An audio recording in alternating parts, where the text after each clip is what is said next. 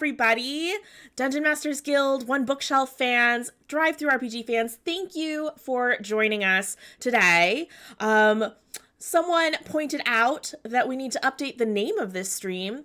I don't have the ability to do that, so hopefully it'll get updated in the middle of the stream. But FYI, you are watching a Dungeon Masters Guild and community content Q&A panel with some amazing creators. I'm your moderator, brand manager of Dungeon Masters Guild, and we'll go around clockwise on my screen and have everyone introduce yourselves, tell us who you are, and also what you create for Dungeon Masters Guild, how folks might know you.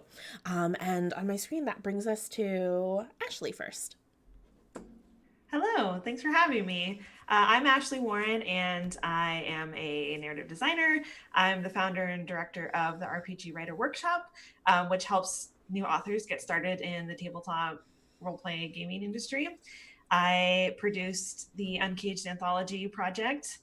I was a guild adept until recently, and I have written quite a few adventures for Dungeon Masters Guild in the last few years. It's been a roller coaster of a ride. Yeah. And I also am the co-author of Icewind Dale, Rime of the Frost Maiden, which I don't think I said, which is cool to say now because I'm not under NDA anymore.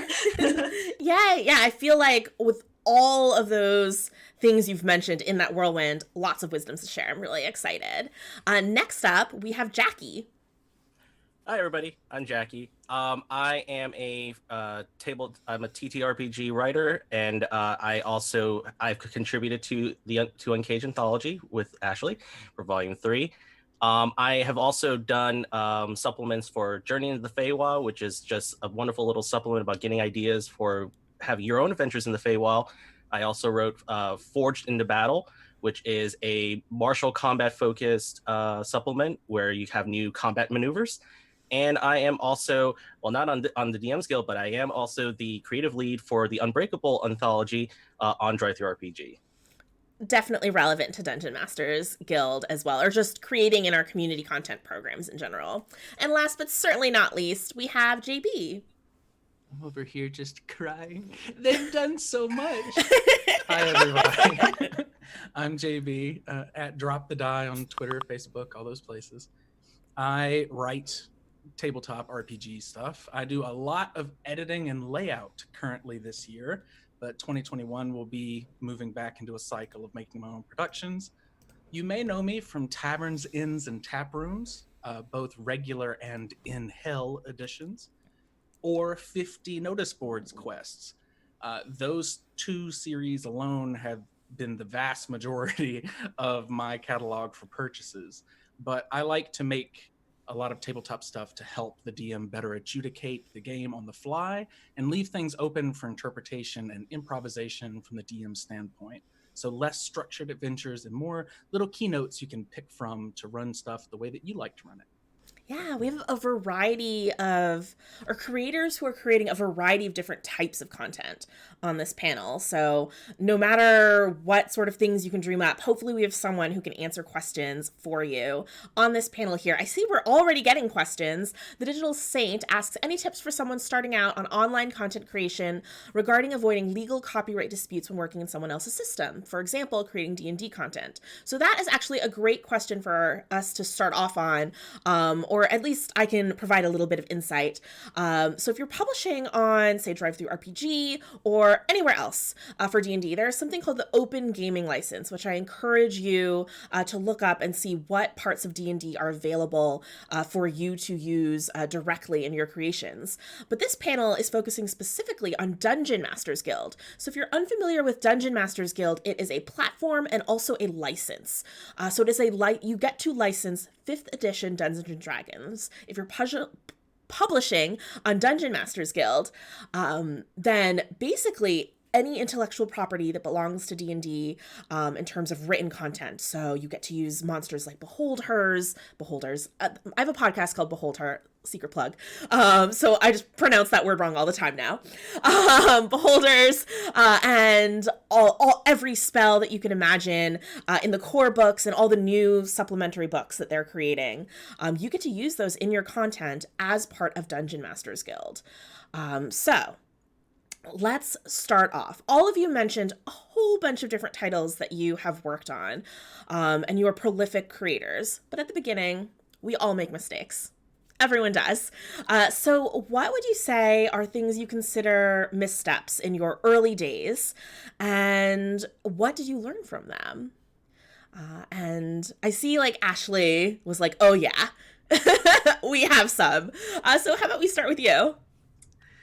Oof, I have made so many mistakes in my journey publishing on DM's Guild, one of which was really misunderstanding the open gaming license and all of that. So that the way you just described it all was much more clear now than it was to me, I think 3 or so years ago when I was just starting, because I just didn't really understand what it meant to write for existing settings. And I wish that early on I would have made more use of all of this huge body of lore and the Forgotten Realms and all these like amazing settings that were, rather than trying to create what I thought needed to be created from scratch.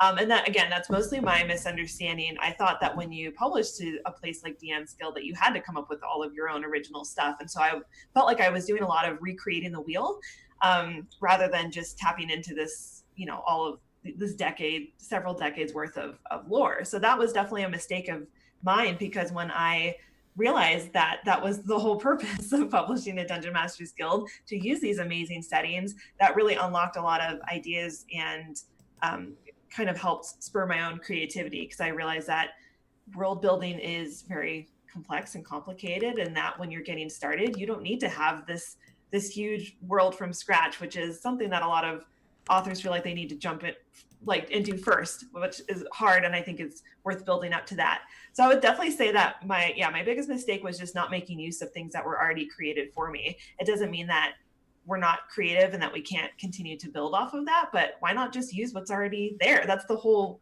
point. That's the main benefit of publishing a DM's Guild. Yeah, exactly. Yeah, using all the monsters, and also because I used to just like dread making stat blocks, and I'm like, why make my own stat blocks when I could just use the ones that are already there for me? So that was definitely a big mistake. So I definitely encourage people watching, if you're new, to make use of everything that's already available to you and focus your own creativity on the story points and the more narrative aspects. Awesome. Let's see. I guess we can continue going in order, but also feel free to, raise your hand if you feel like you have a particular insight and want to go next. Yeah, JB, go ahead. I just wanted to jump off of something Ashley said, like when you're walking the line between wanting to use 30 plus years of D&D material that's already there and something that you've cooked up in your own brain, it's okay to do both. You can absolutely say, oh, there's a new town between Luskin and Sundabar or whatever. Mm-hmm. Like, don't be afraid to just mix in new little stuff. And you can, like we've done in the past, maybe all of us, just talk to someone who wrote the original and say, what do you think would happen in Cormather Wood, Ed Greenwood? And he'd say, that sounds like a great idea. And then you run with it. Yeah, that's an amazing part of the interwebs, is that you get access to setting creators. That's so cool. Jackie, I interrupted you.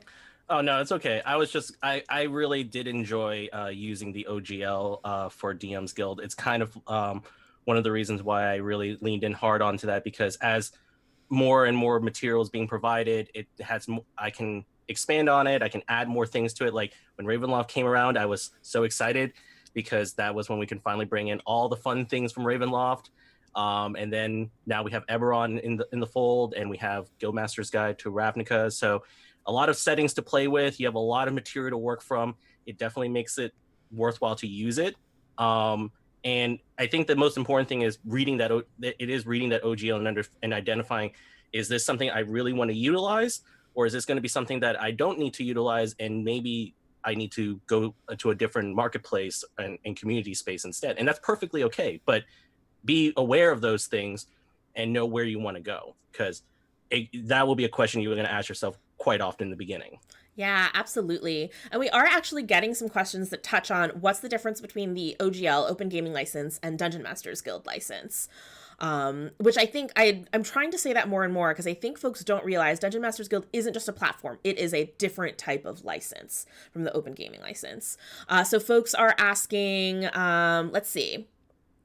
Can you publish your own setting on Dungeon Masters Guild, but use other licensed content like monsters? So this is sort of the trade-off that Jackie was talking about.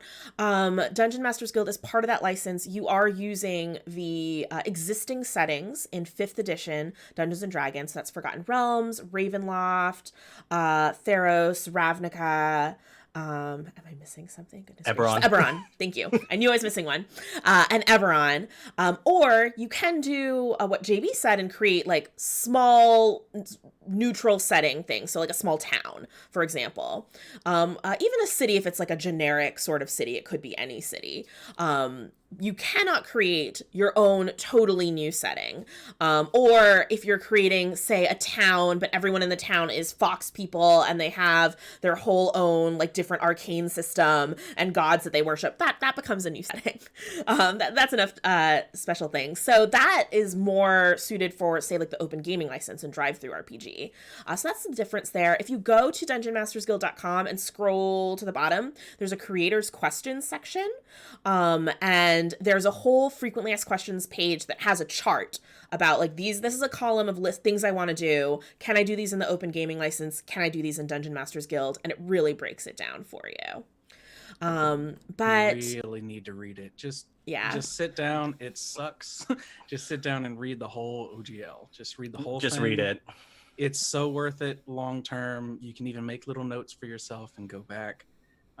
That was luckily not one of my early mistakes. My absolute biggest early mistake was I would make handouts for magic items with art and all this writing, and I would make it 2-page, printable, print friendly, and I'd sell it for 10 cents. That was my early gigantic mistake, was undercharging for approximately until this year. So try to speak with your peers. Jackie and I have talked about it before. Ashley and I have talked about it before. Finding a sweet spot where you want your art to sell, but represent your brand and the time that you've put into it is very, very, very important. And it will grow you so much faster than just swinging away charging $2 for 60 pages of PDF. Yeah, so I know that we're going out of order in our questions list, but you've brought this up. So do you have like general guidance for how you price your work now? Is it kind of like by feel, or do you have like a list of like little rules and guidelines you have for yourself? Well, it's honestly, the hard part is, and I think that Jackie and Ashley will kind of agree here, once you start charging people a rate for what you do for them, it makes it easier to understand how much that page is worth. So if I just have a page of text, I mean, that's not that pricey. It's per word kind of thing. So maybe 10 cents, 15 if it's like really in depth. But if there's a lot of layout and there's a lot of art positioning and there's a lot of extra information, check boxes, if it's a form fillable PDF, like all these other things have to be taken into account because they take up a lot of your time. Mm-hmm. And not only a lot of your time, you have to pay for Adobe Acrobat DC. You have to pay for InDesign to lay it out. You have to do all these things for the art. You have to do all these things for the cover. So just making sure that you're covering your costs and making it back up for however many sales you want to hit, 20, 15, whatever, then you'll make money enough to make another project. Yeah. And then you can do that project a little cheaper. And the more projects you do, the cheaper you can go because you're making a little bit more money from everything. You mentioned that you and Jackie have discussed this a lot. So do you have anything to add to that, Jackie? Well, and I will say that, so there's, I remember when I first launched Journey into the Feywild, I had a humongous crisis before I hit the publish button, before I hit the make it public button on the final price point of it. And in the beginning, I actually had to struggle, and I couldn't. And so I came to the price point that it came to was kind of me compromising on both what I thought I was worth at the time and probably the lowest price point I could humanly go before I really just was never going to make anything monetarily out of it. And so I kind of hit that weird compromise position.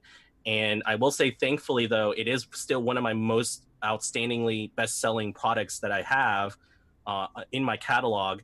But it definitely would be, it's nice. What I usually do is I look online, I go through the entire DMsGuild catalog. I try to find things that are similar to my own projects.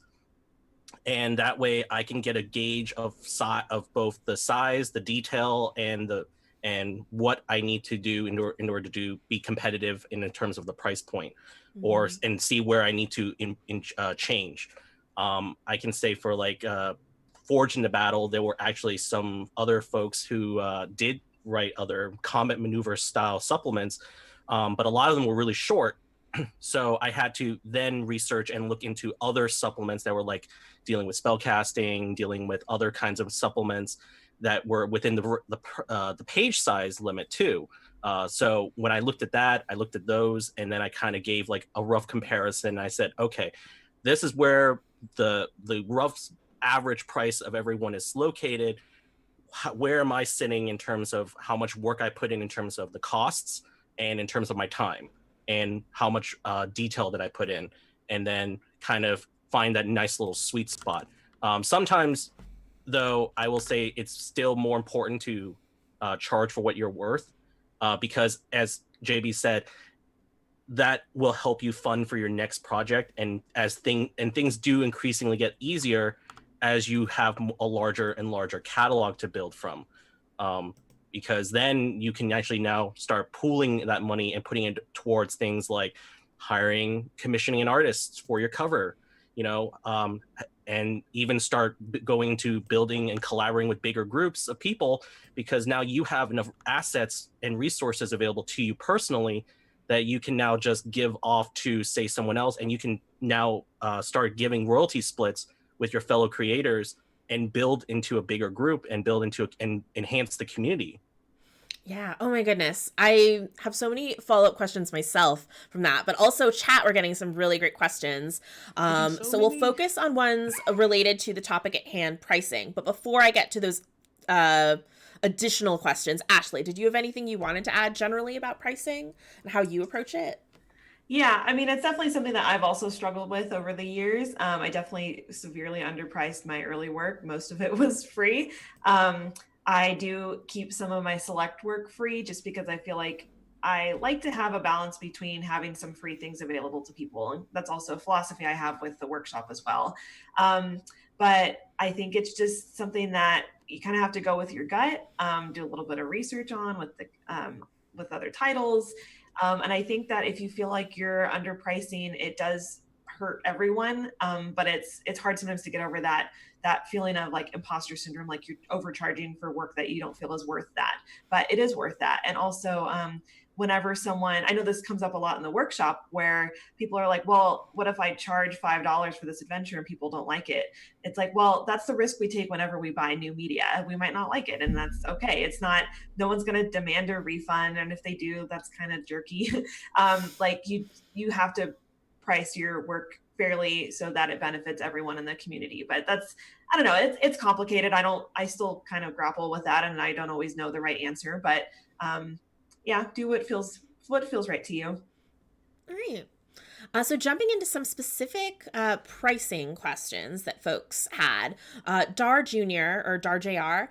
Asks, I have ideas for single encounter things. If sold separately, how do you think they should be priced, or would it be better to put them all together? Does anyone have thoughts on that? So I can say, so in Adventures League, you do have you can have short adventures and short encounter scenarios in that, and they do have those separately. So you can take a look at those to get an idea for how much you want to price point that. And that is a good place to start looking. In terms of like single encounters, if I would say you want to take a look at how much, if it can fit on like if it fits on like say like a 1 page, then I would say price accordingly to the effort you put into that 1 page.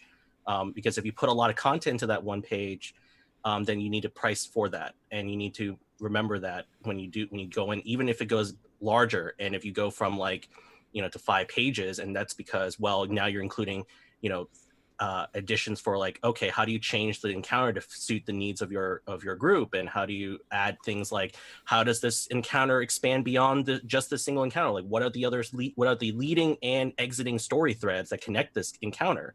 And then it becomes like this bigger thing, and then you can go, okay, now I have a bigger thing, and then now you have to think to yourself like, all right, I need to still price accordingly for that. Mm-hmm. And so you have to look at the scope of your project. That is something that I know all of us in here, JB and Ashley, there are times where we go, okay, this is the scope of the project, and then we'll go, the scope went larger than we wanted. Taverns, inns, and tap rooms were originally 20 pages, and it ended up being 90, and it took me 6 months. Yeah. I mean, this is almost sort of not just a pricing question, but like a marketing question. Do you think it's better to publish short, small things, so encounters individually, or do you think it's better to bundle it together into a larger product? Oh, do you have thoughts, Ashley? No, I saw go you do for a it. head wiggle. Oh, okay. That's just me. I mean, for me, I think, again, it's going to have to be based on what you feel works better for you, and for especially the kind of audience you're trying to approach. So, knowing your audience is also important too. But it doesn't hurt. You can, but the DMs Guild does provide tools for bundling. So the nice thing is you can have all these individual encounters as individual products, and then you can create a bundle product, and you can sell that as its own thing, and that can work for you.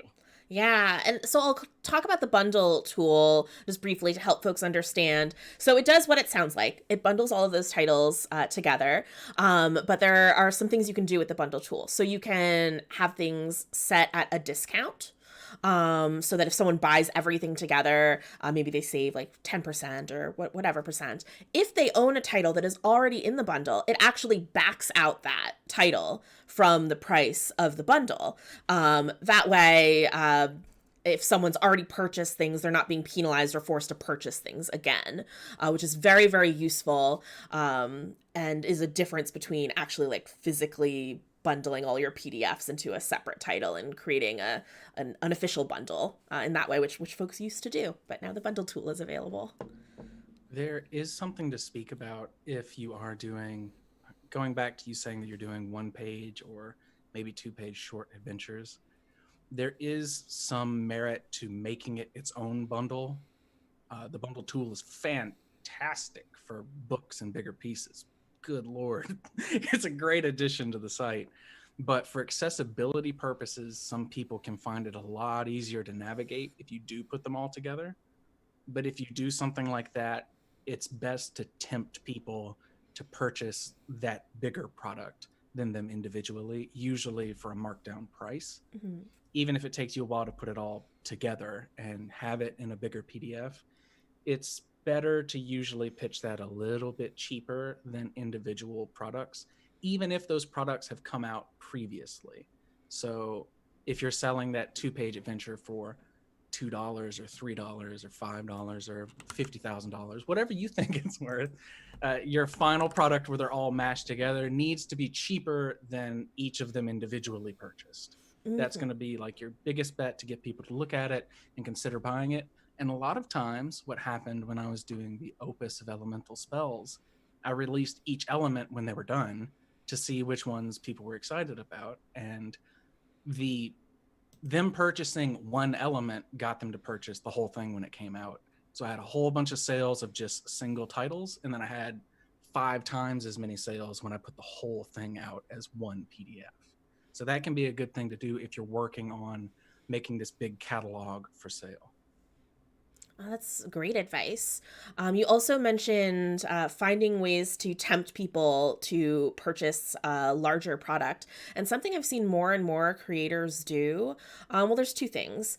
Some creators are making larger projects. The full previews show really the full product preview. The idea being that someone will know that there is stuff in the title. They can confirm that there's stuff that they're definitely going to use and they'll go ahead and purchase, versus, say, a pay what you want title where someone might get it for free and then not come back and pay for that title after they've actually taken a look at it. The other thing a lot of creators I've been seeing doing recently are publishing larger titles or anthologies, but then making a free product that's like a little excerpt of that title. So someone could download the free product, and then if they like it, go and purchase the whole title.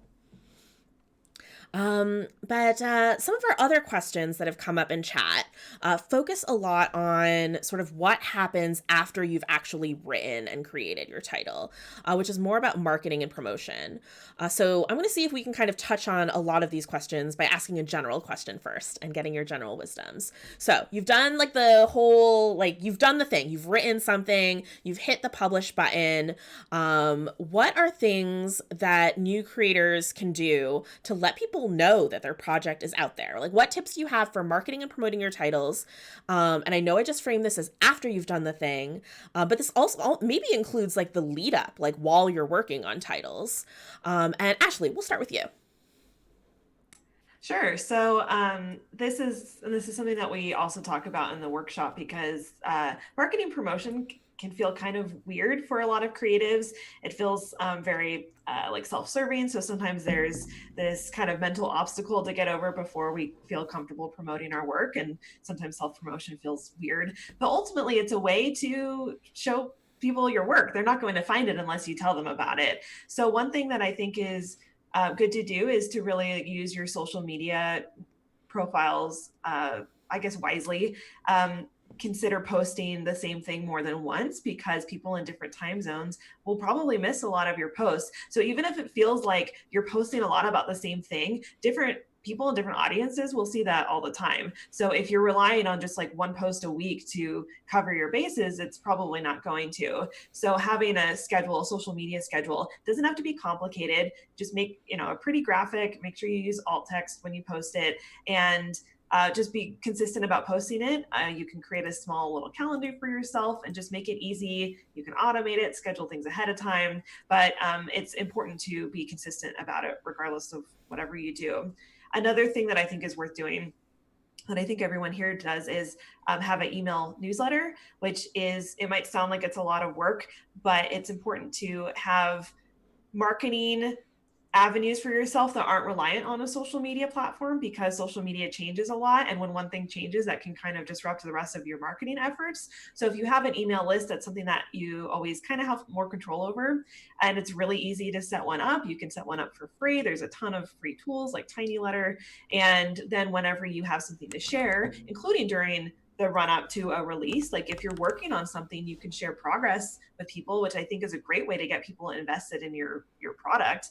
You can then email them whenever you have something to share, and you develop a more, I guess, like loyal audience that way, because something is a little bit more personal about sending someone an email that is in their inbox. It's not in this kind of feed of overwhelming news and information all the time. So I would say that if you do nothing else, those are two kind of good strategies: is consistent social media posting and an email newsletter.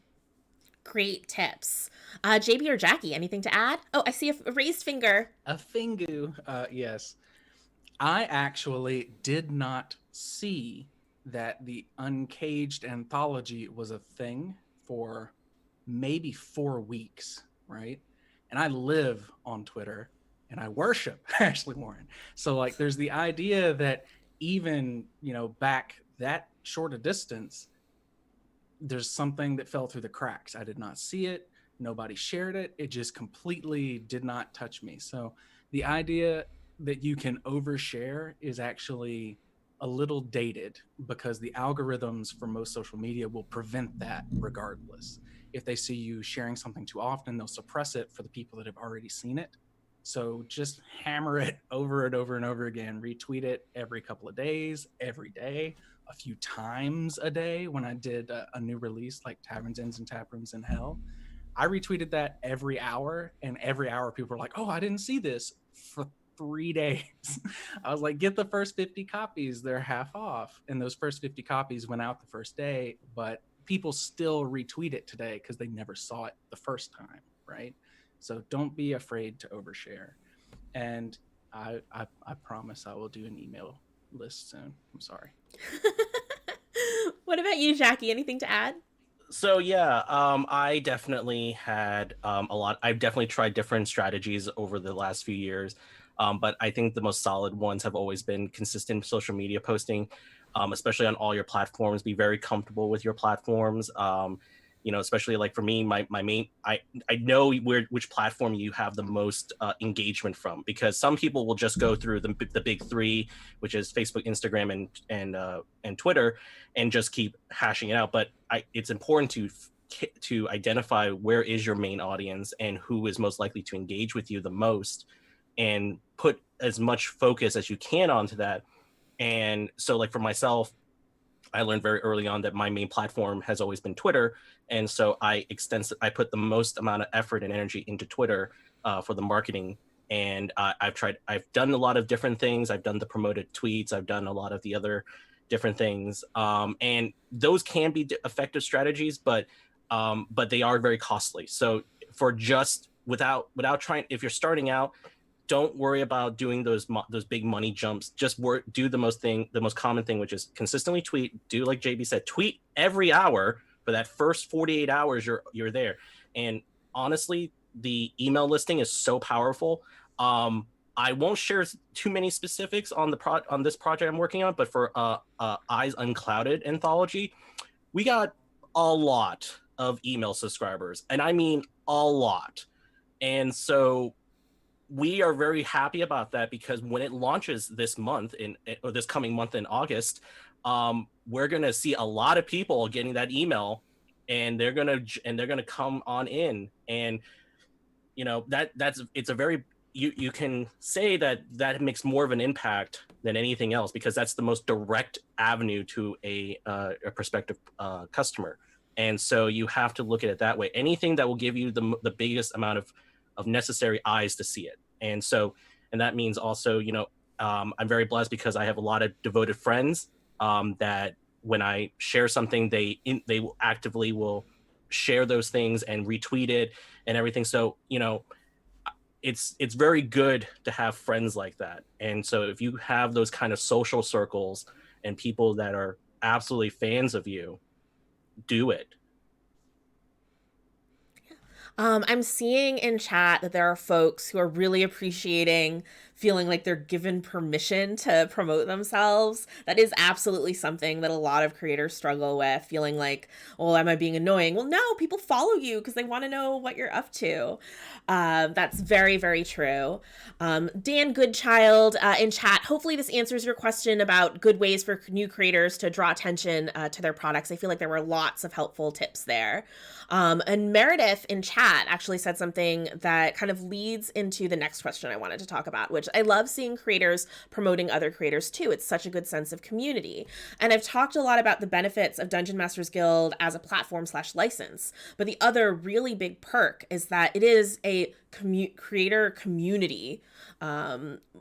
And there are, so many benefits to that, including that the creators are really interested in each other's work and promoting it.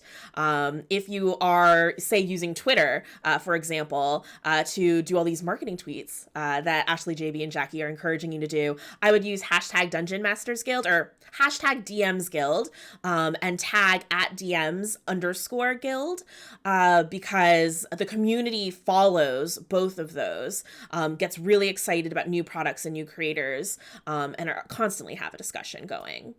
And this brings us to Session Zero Clothing had asked, what are good resources for someone who's constantly creating? How do you start collaborating with other creators? How do you even get started? And I feel like so many of you have some great advice for that. JB, I saw you do the classic finger raise. I did the finger raise and Jackie did the unmute. It was like a standoff. Just mine's super quick.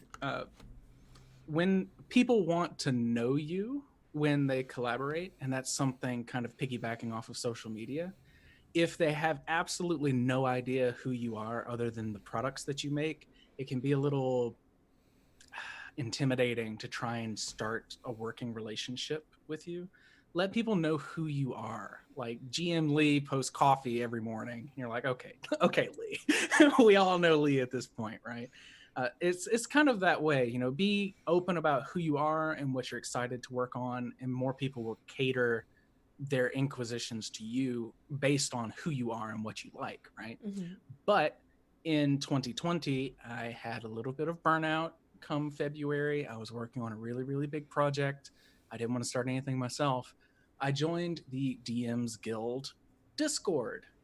It will take you approximately 30 seconds to find someone to collaborate with in the DMsGuild Discord. People will say, at writers, I need 400,000 writers for this project. And then you say, I would like to do that. And they'll say, okay. And then you're in it. And now you're collaborating.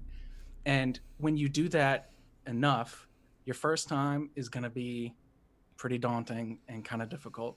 And your second time's going to be a little weird, but a little bit better. And then the third time, yesterday, I messaged someone and said, hey, do we want to do something for Halloween? And they said, okay, sure. And now we're collaborating on something for Halloween. And that's kind of how it goes after you've worked with them 2 or 3 times. And having that repeat business, these people that have worked with you and enjoyed it, they'll tell people they enjoyed it. And when they hear something they can't take on, they'll push it over to you, or they'll push it over to someone else in that same collaborative sphere. So just always say, hey, I'm here if we want to do something. If you have a cool idea, pitch it to somebody. If they're not interested or they're too busy, pitch it to someone else. Like, no one's going to hate you for wanting to involve them in your project. So it's okay to be the one to spark the collaboration. And it's great to join these already established communities and just jump into collaborations and get your feet wet. Yeah. So Jackie, you did the unmute. Anything to add to that? So I just have to add that, yeah. So what JB said about, like, you know, if especially like in different communities, like the DMsGuild community, there's also the DriveThruRPG Discord. There's also, you know, Ashley has the RPG Writer Workshop. There's a collaboration, you know, little channel there. Like any kind of community of that nature, they will usually have some kind of collaboration, networking building up, and the thing is, like, it's nice to just take the jump. So I will give a little backstory. So Uncaged my adventure for Uncaged was actually the second time I ever done a collaborative project, and I was nervous beyond belief. So I can say after way more projects later, I always think back to how silly I felt about how nervous I was. But it was a good learning point for me. And so, you know, it does get a little easier with time. And you do start learning a little bit about the different kinds of groups, the different kinds of people you're working with. You may end up finding people you really like working with a lot that you might end up just trying to collab more often. That's just something very natural that happens. There's a few people you see on Twitter, or even on the projects that get released. There are certain creators who really like working with each other, and you see them grouped up all the time, or a lot of the time, and it's great. Ashley, you are the creator of probably still the most prominent collaborative anthology on Dungeon Masters Guild, the Uncaged Anthology, 4 amazing volumes. So what are your thoughts on getting started collaborating and choosing to collaborate versus working solo? Yeah, it's weird. It's weird being on the other side of Uncaged right now, because that project, like, has gotten so much bigger. It, like, lives on its own now. It's weird, in a good way. But yeah, I will say that, like, Uncaged was a really fun and exciting project because our group was this mix of new creators, people who had never written anything for publication ever before, and some people who actually had quite a few accolades under their belt. So I think that was nice because those people with more experience were able to kind of mentor and help those who were new. And then those who were new brought lots of, you know, new ideas and even like new processes to the table. So I think with a collaboration, what's nice is that there's kind of this community safety net, that none of this is happening like in a vacuum. Like, everyone's working together toward the same goal. I do think it helps that when there is a collaborative project that there are people who have a very clear vision for everyone to shoot for. We mentioned scope a little bit, and scope is something that I think a lot of creatives struggle with, like what's the scope of a project? And obviously the scope of Uncaged was wildly ambitious, still recovering months later. But when we set the scope, that was something that we kind of essentially set as a group. And then once we set that, we knew what our goals would be, and we were able to work toward that together. And I think that when it comes to collaborating, it is this kind of, there's this sense of trust that you kind of develop early on, which is kind of scary because a lot of us, like, we don't really know each other. Like, I've met all of you on our panel in person, which has been awesome. But there's a lot of us that we just kind of agree to work together on these big projects, and we agree to spend time and money working on these same things. And there's a lot of like, it's weird because we don't really truly know each other, but it's a great way to get to know your fellow creators. And like Jackie said, that's an amazing way to find creative partners, because I think a lot of our more ambitious creative ideas are things that are better served with other people involved. Like, I could have never done something like Uncaged at the scale that it is by myself. That's partly why I chose to not make it a solo project. So when we partner with people, we can do bigger and better things. So I think, yeah, just jump in with both feet. I do want to recommend that having contracts and some professional documentation should be a necessity. I don't think it's quite, there's different people with different opinions about it in our community, but I always want everyone to make sure that they protect themselves, especially when there is money involved. We do these things for fun and often just out of our passion, but they are professional alliances that we're forming. And so anyone who is interested in participating with people on DMsGuild projects, like, it's okay to have things in writing, make sure that you set clear boundaries, because I think a lot of us get excited about the things that we're doing together, but when the work starts to get really hard, sometimes tensions rise, and we want to always make sure that we aren't burning bridges in our own communities. So I hope to see that become a little bit more of a trend in the future, that we really treat these as both professional and friendly obligations. But I really think that when you're just starting out, there's no better way than through a collaborative project, because it kind of takes some of the pressure off of you to make a great thing on your own. You have all these other people who can kind of back you up. Yeah, and rather than, say, feeling like you have to write a whole adventure off the bat, you could focus on one small encounter and be a part of an amazing project where other folks are handling layout and editing for you. It's a great way to dip a toe. So all three of you mentioned collaborating and perhaps finding people you enjoy collaborating with to the point that you're doing a lot of projects with them. They become professional partners. So I'm wondering if you all have advice on how do you be a good collaborator? Conversely, what might be attributes that you should avoid? Jackie. Well, I think the most important one for any collaborator, if you're the collaborator, please be open to communicating with the organizer of your project. Every time, doesn't matter what happens. If you feel like that you might have a situation where there's a delay, or there might be a possibility of a delay, please inform them. Please inform them. If you're feeling uncomfortable about something, please inform them. There is this one, it is okay to tell them, hey, I need to talk to you privately about something. Can I please talk to you about it? 9 times out of 10, those project organizers will talk to you, and they will want to know, like, if something's going on, because they need to know if there needs to be a point where it's like, okay, we can accept a delay, or maybe we just have to go maybe another time, or yeah, that's not a problem at all. And I know sometimes people feel that there's this barrier of like, oh, I'm beholden, I must do this. It's like, no, we're all human beings. We all have lives outside of our work, and situations happen, and I will say that life happens a lot, and we are totally understanding of that, and we just have to accommodate the best we can. As if you're the organizer, just accommodate the best you think fit that works for them, for your collaborator, and the project itself.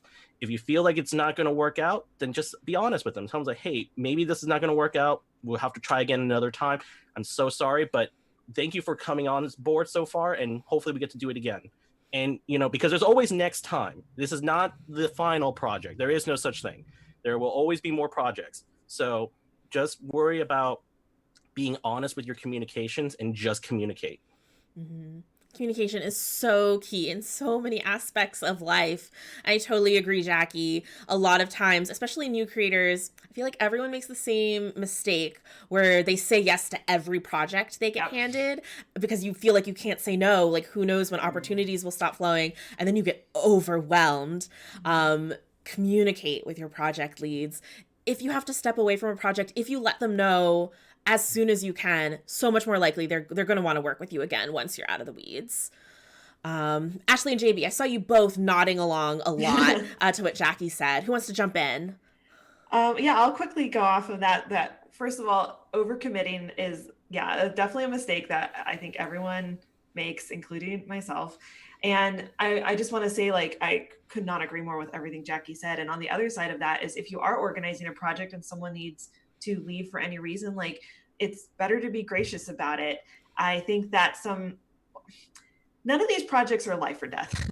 They're important projects. Sometimes there's money riding on them. Like, sometimes there's a lot of time, but there's nothing that's ever so bad that someone shouldn't be able to safely leave a project. And I think sometimes we get really invested in our creative ideas and it feels like the end of the world, but it's just not. And we have to respect our fellow creators. We have to respect each other's time, especially now we're in a pandemic. And if someone can't finish an adventure for a project, it's not the end of the world. So I think we need to give each other a little bit more grace in the community. So that is something that, whether you're a project lead or you're a collaborator, that we have to understand that most of us don't do this full time, including myself. Like, even if it's a substantial part of a lot of people's livelihoods, like, a lot of this is, again, done because we love it and for passion, and it becomes less fun when we have a family emergency and then someone's giving us a hard time about needing to leave a project, So I would just say that, like, it's open communication is essential. That really solves so many problems. Even if it means that you have to leave a project or you need an extension on a deadline, it's usually better than just ghosting someone. Don't ghost your fellow creators. It always helps just to let them know what's going on. It doesn't have to be long. You don't have to over explain yourself, but at least give people a heads up. And I think that setting some clear boundaries for yourself and your work style early on in a collaboration is really important, whether you're a project lead or a collaborator. Like, if you don't want to be checked in on every single day when you're doing an art commission, like, you can establish that. Like, if you're like, that doesn't help me, it makes me more stressed, I will check in with you on this date. Like, you can set boundaries for yourself. And I think that everyone benefits from doing that, because then there's no uncertainties and there's no, oh, I wonder if they're going to be mad if I email them. So I think it all really comes down to open communication. But I do think that if you do commit to something, to try your best to see it through, or at least in a way that works for both of you. I think if you're not able to complete a project, to help find someone who can. That's something I've done. I've had to do that before. I've had to leave projects. It's not the end of the world. But what I try to do is, like, look, I can't edit this section, but I have a great editor that I would be happy to recommend. Here are their rates. I'm happy sometimes even to help pay for that if that'll make your life easier. So there's lots of ways to maintain everyone's sanity and prevent burnout, but also make sure that projects actually get finished. JB, do you have anything to add to that? A little bit. The idea, like, communicate is really 95% of it, and the other 5% is to remember there's a person behind that username. So, when you're checking in on someone, is it you're checking in to make sure everything's going smoothly, or are you checking in because you're trying to make sure they're not stealing from you? Like, that, there's a very small line there that you need to make sure you're not crossing. If you're browbeating people, like, are you going to get it on deadline? It's like, well, I have these things come up. I'm still shooting for the deadline. Well, I need it by the deadline. They're not going to want to work with you again. They might have to, but you don't want to be that kind of person that takes the human aspect out of the whole equation.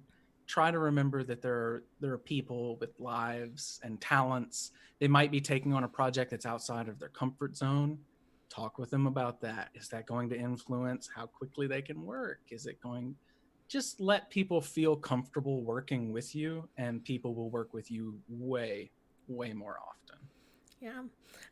All of what you all are saying is reminding me of something that James Introcaso told me once, that to be someone that people enjoy working with, you have to be two of three things, really.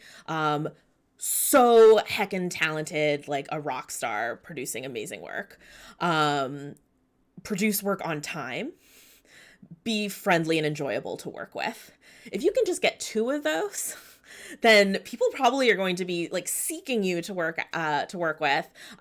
Three, even better. But even if you have imposter syndrome about the quality of your work, and you're probably way more talented that you give yourself credit for, being a friendly person to work with, and communicating and producing your work on time when you can, communicating when you can't, those are things you can very much control. So I would focus on those. So sort of on the flip side, quickly, I feel like this could be its whole own panel, but I know all of you have organized collaborative projects of different scales, whether it's a few collaborators or so many, more than I have fingies, collaborators. What makes a good project organizer? I'll start because these are reflections from all the many ways that I have failed as project organizer in the past. I try not to beat myself up about it anymore, but I definitely think that having a good project charter at the beginning of a project, just to make sure that like, here are the values that we're applying to this project, here is how we're going to treat each other as collaborators. Having a very clear schedule is important. And I think also, at least in my experience, what often happens when you're leading these projects, especially with new people, is that project managers often become mentors. And so that was something that I did not factor in when I was organizing Uncaged, is that when you have all these new writers, that they need a little bit of support, more than people who are used to kind of fulfilling deadlines and things like that and can kind of operate independently. So I think that a good project manager is someone who can be more than just like the organizer. You really are like kind of the creative visionary. And when I say project manager, sometimes you have a team of project managers. It's not always just one person. It's just whoever is organizing the project. They have the creative vision so that everyone knows what they're shooting for. And I think when you don't have that, everyone is kind of like, well, what's the tone? What's the, like, there's a lot of unknowns there. And then I think having a compassionate and supportive environment for giving and receiving criticism is important to establish, and making sure that everyone knows what they need to do and when they need to do it, and also why. So what's something that I ended up doing kind of later in Uncaged is I tried to always explain, like, here's why I think that we should set this as the deadline. And sometimes when you set like certain project scopes, a lot of people who are collaborating, they don't know the why. And so when you can communicate that, also sometimes when you get feedback from your collaborators, like, okay, I see the logic of why you want to do that, but why don't we do it this way instead? So I think like having those open lines of communication is important for both the project manager as well. Like, you're not the boss, you're more just like, you're a facilitator, you're a producer. So it's not, don't have this like weird hierarchy. Like, I think that's important to really dismantle that hierarchy. Like, you're not above anyone, you're just helping to keep things on track.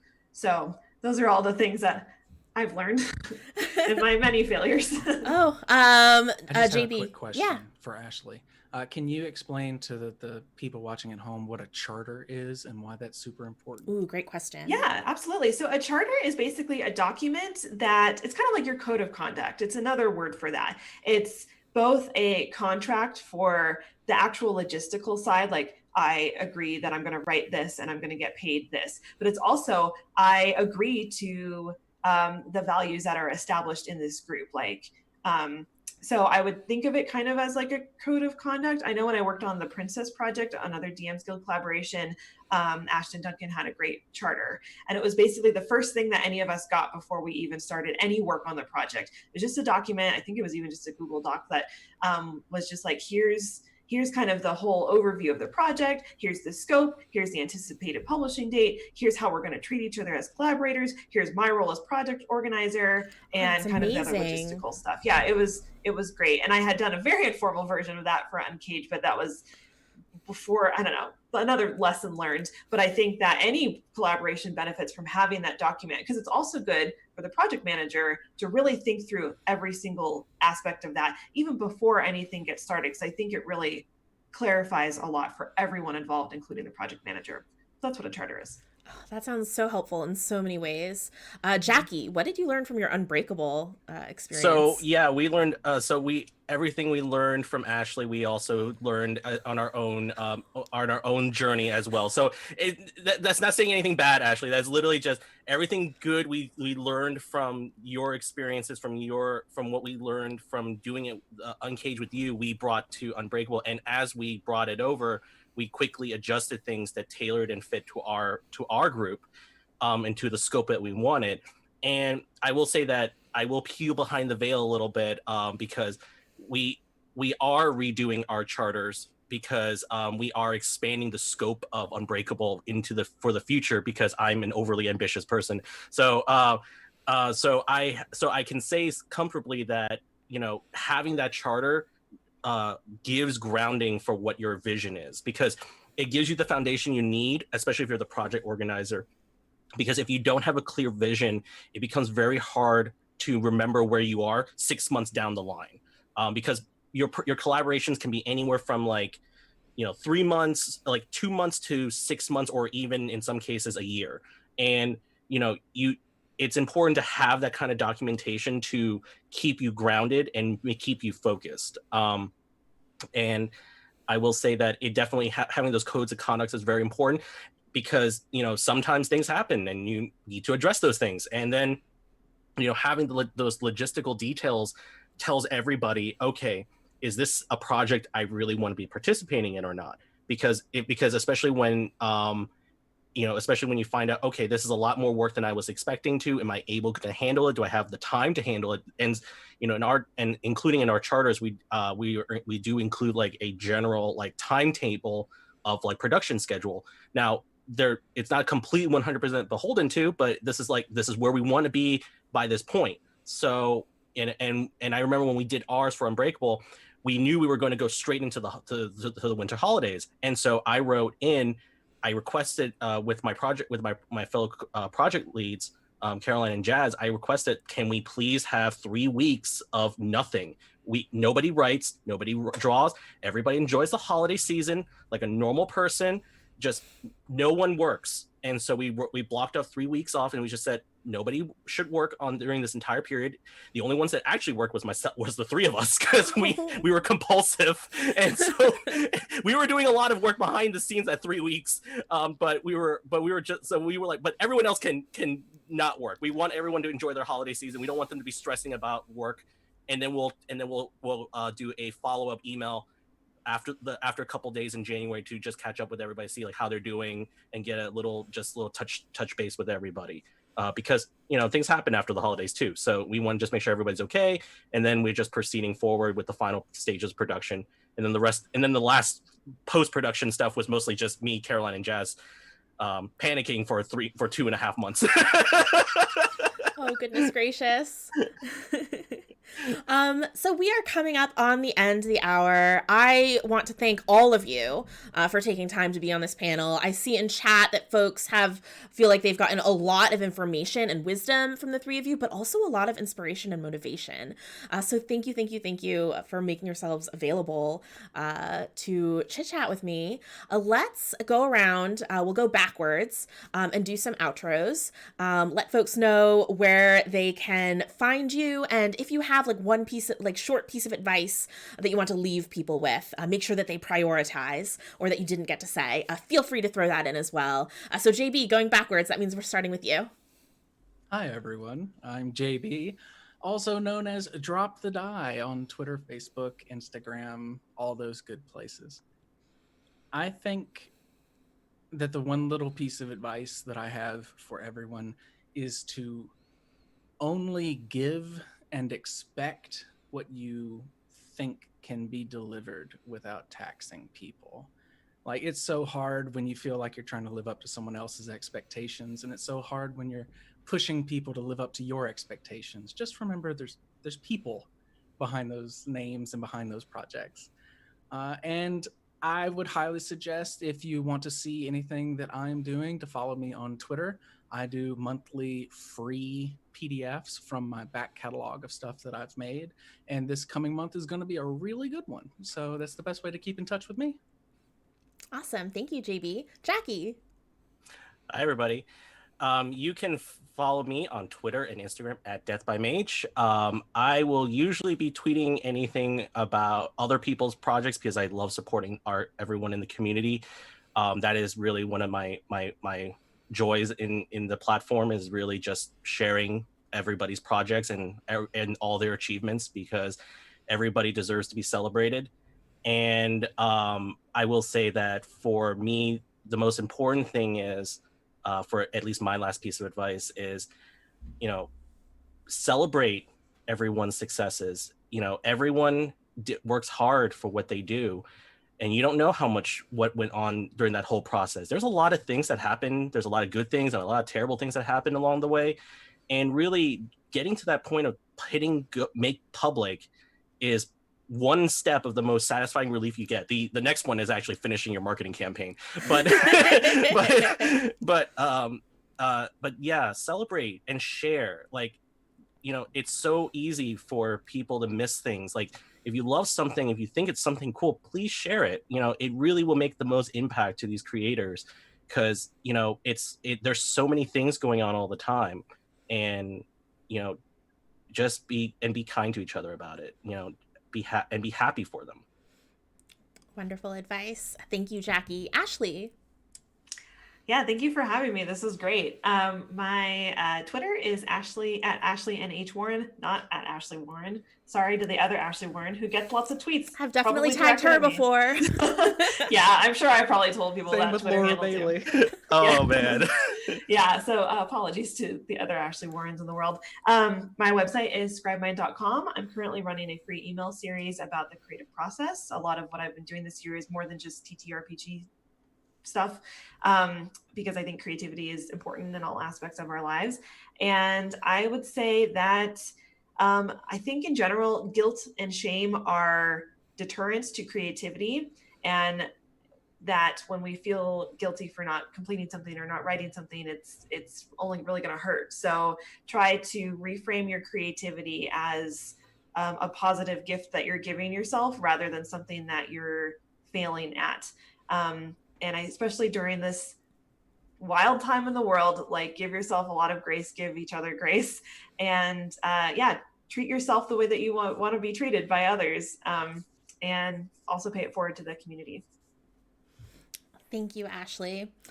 I am Lysa Penrose. I'm the brand manager for Dungeon Masters Guild. You can find Dungeon Masters Guild at DMs_Guild on Twitter and Instagram. We also have a Facebook page, Dungeon Masters Guild, and a Facebook group that is specifically meant for the creator community, to help each other and discuss and get updates. You can find me personally at Lysa Penrose, and I will leave you with 3 things if I can remember all 3. 1, if you asked a question and we didn't get to it and you want an answer, email DMsGuild@onebookshelf.com. That goes directly to me and my coworker Jack. One of us will get back to you with an answer. 2, if you are totally new to Dungeon Masters Guild and this has motivated you, inspired you to start creating and publishing your own 5th edition D&D adventures and supplements, go to DMsGuild.com, go scroll down and go to the DMs Guild creator questions. I recommend the getting started part of the frequently asked questions. It's sort of the frequently asked questions of the frequently asked questions. It breaks down what information you'll find on different pages and how to navigate those guidelines. That will save you a bunch of potential missteps or questions that you have if you read that section. And the third thing, I did it, I remembered all 3, is that if you'd enjoyed this panel, we are doing another one tomorrow at 4 p.m. Eastern time. That's 1 p.m. Pacific. It is a design dash where you will see some heckin' amazing creators, Keith Baker, James Hake, and Kat Kruger are going to be given 15 minutes to write a D&D encounter, based on a secret theme. I don't even know what the secret theme is yet. Still got to decide. It's going to be chaos. So tune in then. Thank you, panelists, again, for being here. Thank you, everyone in chat, for joining and asking questions. And thank you, Meredith and Jack, for helping moderate when I didn't even think about needing moderators for this panel. We all learn along the way. All right, take care, everybody. Enjoy your Gen Con online.